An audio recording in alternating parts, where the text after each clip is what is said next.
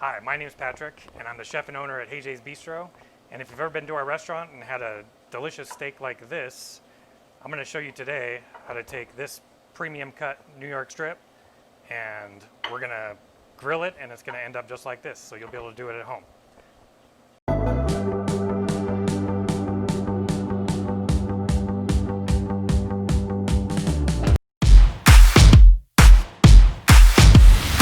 So when I choose a steak, I look for the integrated fat within the steak. That's the marbon. It's going to give you flavor. It's going to add a richness to the steak, tenderness, and this right here is a beautiful steak. I'm just going to use a little bit of seasoning, which is kosher salt, black pepper, granulated garlic, a little bit of dried thyme. Season the steak nicely. And one thing is it's important to rest the steak, let it temper out at room temperature for a good half an hour, 45 minutes. That'll give you a more even cooking temperature throughout the steak. Season it pretty liberally right there. Give it just a little spray.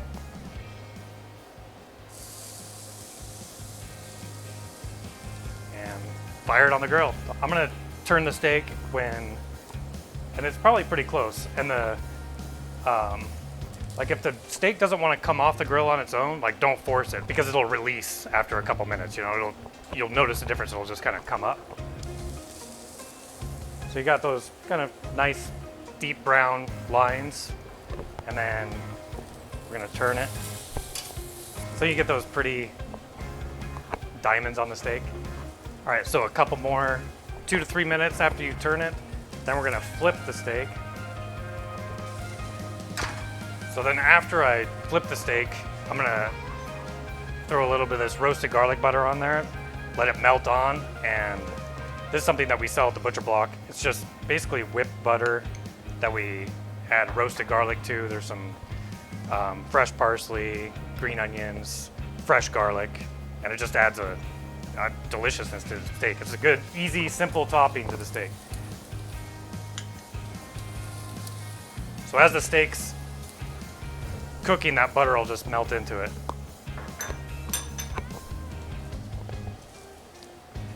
So to get a perfect medium rare, I like to pull the steak off when the center temperature is right around 115 to 118 degrees.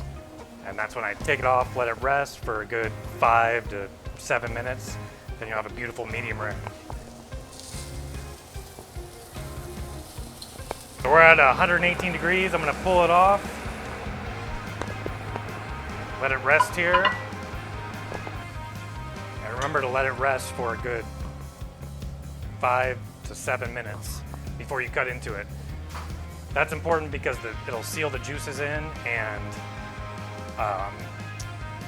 there's going to be some residual heat that'll bring it up to the temperature you're looking for. Because if you cut into it right now, it might be a little bit rarer than what you're looking for. A little bit still cold in the center, so it's important to let that rest. Okay, so our steak is rested, we've been patient, and now it's time to cut into it.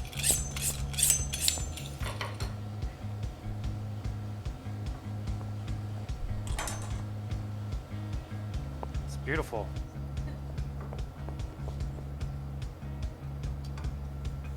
Okay, Jackie, you should come over here and take a bite of this steak.